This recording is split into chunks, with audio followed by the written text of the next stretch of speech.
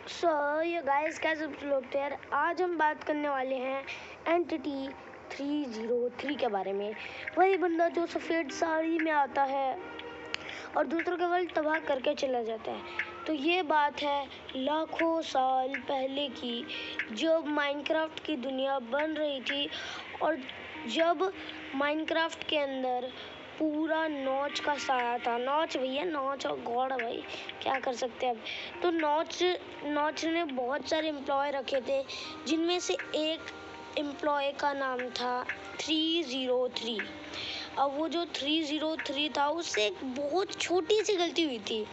ज़्यादा छोटी नहीं हुई, बहुत छोटी सी गलती हुई थी।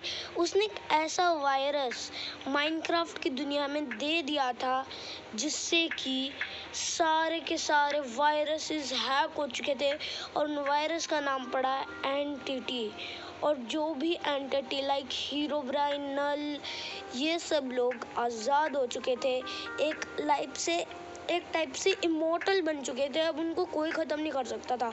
पर नॉच को पता था एक दिन ऐसा आएगा कि कोई वायरस आएगा और माइनक्राफ्ट की दुनिया को पूरा ख़त्म कर देगा। इसलिए उसने कुछ स्मार्ट एम्प्लॉय रखे थे जो कि वायरस को डिटेक्ट करके उसको ख़त्म कर देते थे। पर जब नॉच ने कहा उनको कि ये वायरस को ख़त्म कर दो, और एंटिटी 303 को उसने कंपनी से, एंटिटी जो है अपना 303 को हटा दिया कंपनी से। और उसने जो एम्प्लॉय थे जिनको बहुत अच्छे से वायरस हटाना आता था, उनको कहा कि जैसे तैसे करके इस वायरस को हटा दो। और बैकग्राउंड वॉइस को प्लीज़ माफ़ कर देना, जैसे तैसे करके हटा दो।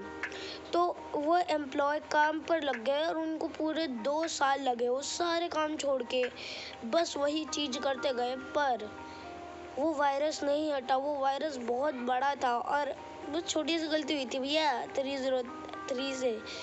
तो यार देखो, अब 303 को लेना था रिवेंज। ठुकरा के नॉच उसका काम इंतकाम देखेगा। हाँ, तो नॉच तो एंटिटी को काम से निकाल दिया, एंटिटी 303 को। तो जो 303 था वो गया अपने एक विच के पास और उसने ना अपना एक बुक से अपने आप को एक एंटिटी में तब्दील कर दिया, हीरोब्राइन टाइप। और वो नल को टक्कर दे के हरा सकता था। हीरोब्राइन, ऑलमोस्ट हीरोब्राइन जैसी पावर थी उसके पास। तो यार अब पता है क्या हुआ, अब फिर एंटिटी कोडिंग करना सीखा। एंटिटी ने कोडिंग करना सीखा और वो दूसरों के विलेज वर्ल्ड्स में जाके हर जगह तबाही मचा देता था। और हीरोब्राइन उसका बेस्ट राइवल था, क्योंकि हीरोब्राइन जो है वो भी सेम काम करता था, गलत अंदाज से।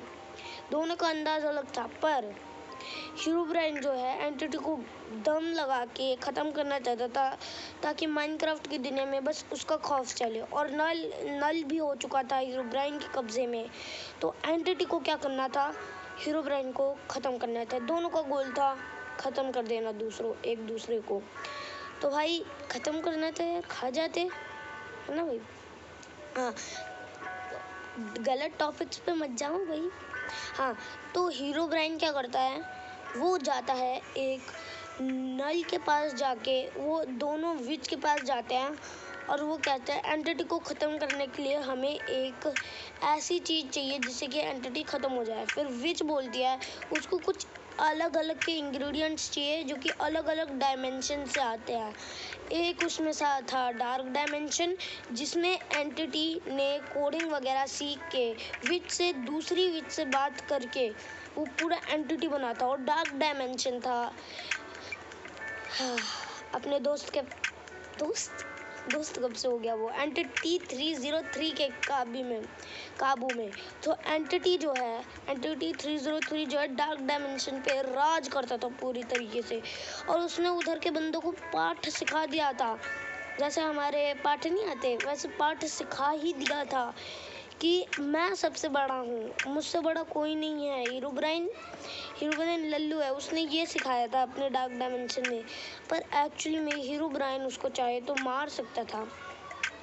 पर जब हीरो ब्राइन ने एंटिटी को कैप्चर कर लिया था और वो पोशन वगैरह सब चीज़ें इंग्रेडिएंट्स ला के दे दी थी विच को। विच ने बनाया एक पोशन जिस पोशन का नाम था कैप्चर्ड एंटिटी 303 पोशन।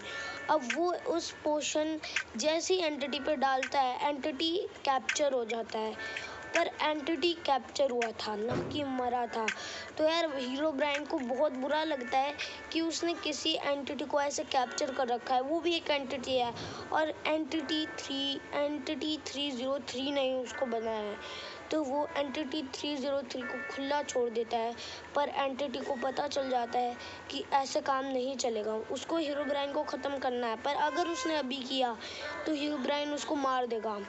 तो यार अभी के लिए एंटिटी क्या करता है, वो वहाँ से भाग जाता है, टेलीपोर्ट कर देता है अपने को डार्क डायमेंशन में, और फिर वो एक अलग ही डायमेंशन बनाता है जो कि माइनक्राफ्ट की दुनिया से कनेक्ट हो रही थी।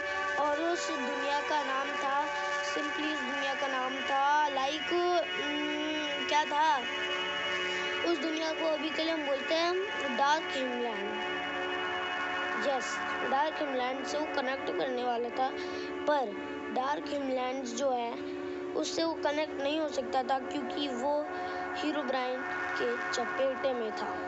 अब देखो डार्क हिमलैंड्स ना, हिमलैंड्स के पीछे कनेक्टर था, हिमलैंड से कनेक्टर था। अगर वो हिमलैंड से टूट जाता तो डार्क डायमेंशन का कोई भी अस्तित्व नहीं बचता।